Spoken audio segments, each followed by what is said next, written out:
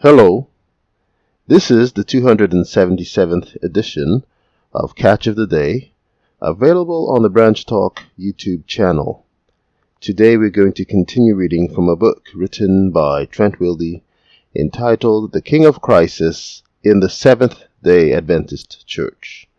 Starting on the third paragraph, on page 229, we read, quote from Hosea 1:10, "Yet the number of the people of Israel shall be like the sand of the sea, which can be neither measured nor numbered, and in the place where it was said to them, You are not my people, it shall be said to them, Children of the living God. The people of Judah and the people of Israel shall be gathered together, and they shall appoint for themselves one head, and they shall take possession of the land, for great shall be the day of Jezreel." Hosea 1, verse 10 and 11, NRSV. While Israel and Judah would at first not have mercy and not be God's people, that would eventually change, and God would accept them as his own. 2:23 and 14:3. What a beautiful lesson for God to teach Hosea. It is as though he was saying, "Look, Hosea, I get it. They aren't your children. Your wife has been unfaithful, and your family is broken. But we can restore her to faithfulness, and you can and should accept these children as your own." By God teaching Hosea about his redemptive love, Hosea could in turn teach this same lesson, the same love, to Israel. Hosea 2 describes a plea to Gomer, Israel, to turn back from her lovers and seek only God, or Hosea. It is a message of hope, mercy, and love, but there is no easy fix for a family broken by adultery. Israel was quite wealthy in the time of Hosea 2:5, and they interpreted their wealth as a sign that God was blessing them, and therefore they must not be guilty of any great sin. 12:8. God, through Hosea, rebuked them and showed them their true standing in his eyes. But how could Israel and Judah be represented as illegitimate children? Didn't God establish these kingdoms? Hosea's answer is no. You can't have a kingdom without a king. And Hosea proclaimed the shocking, "Thus saith the Lord, that they made kings, but not through me. They set up princes, but without my knowledge. Hosea 8, verse 4a, NRSV. Ellen White had some enlightening things to say along this line. The first form of government over men was established by God himself, and acknowledged him as the only sovereign.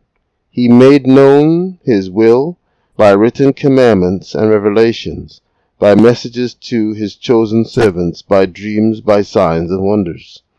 He would have continued to be their king had they been content with his paternal care.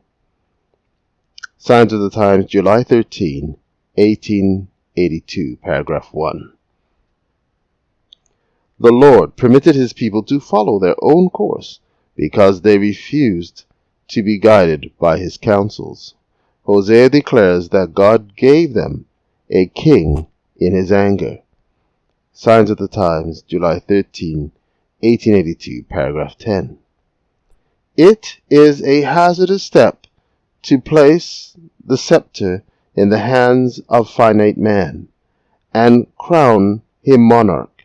Signs of the Times, July 13, 1882, paragraph 11. The Lord had, through his prophets, foretold that Israel would be governed by a king, but it by no means follows that his form of government was according to his will. But it by no means follows that this form of government was according to his will. Signs of the Times, July 13, 1882, paragraph 12. We'll get back to this and other Ellen White statements later, but for now, we can at least see that God never intended Israel to have kings, and thus he never intended them to be kingdoms in the worldly sense, hence the illegitimate children. This brings us back to Jezreel and how it is that he represented the end of the kingship of Israel. Unlike Lo-Ruhamah, and Lo-Ammi, Jezreel was a true son of Hosea. He thus represents the line of the prophets. Footnote 46. Italics added. The same applies to all Ellen White statements quoted in the rest of this article.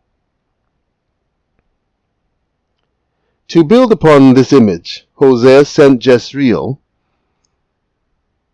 as his spokesperson. Prophet means spokesperson. To bear message to his siblings, to plead with their mother. 2, verse 1 and 2. At the end of the prophecy, something remarkable is said about Jezreel. On that day I will answer, says the Lord. I will answer the heavens, and they shall answer the earth. And the earth shall answer the grain, the wine, and the oil, and they shall answer Jezreel. Hosea 2, verse 21 and 22, NRSV. This chain of answering from Jezreel to God is sort of a long-winded way of saying that God will answer Jezreel. If Jezreel asks for an abundant harvest of grain, wine, and oil, he will get it because they will answer because they ask. The earth and the earth will answer because it asks. The heavens and the heavens answer because they ask the Lord, and he answers. Jezreel's ability to effectually ask for God to control the weather, and thus agricultural productivity, is yet another way for Hosea to portray him as a prophet, since that sort of ability was shared by the prophets such as Elijah, James 5, verse 17 and 18, and Samuel, 1 Samuel 12, 17. Thus Hosea saw that the restored family of God as being one in which the northern and southern kingdoms were no longer products of Israel's illegitimacy with her other lovers, the foreign gods. She would no more have unapproved kings. Israel would have God as her only lover, and the people of Israel and Judah would no longer be divided, but they would be united, not under an uninspired king, but they would appoint one head, Jezreel, God's spokesperson. Again, 1 verse 11, the people of Judah and the people of Israel shall be gathered together, and they shall appoint for themselves one head, and they shall take possession of the land, for great shall be the day of Jezreel. Hosea chapter 1, verse 10 and 11, NRSV. This gives us an opportunity to see why Hosea had earlier said, David, their king, rather than Saul, their king, or someone else. Hosea 1 and 2 shows us that Hosea taught that God's people should be led by an inspired spokesperson, a prophet, rather than uninspired kings. Take care.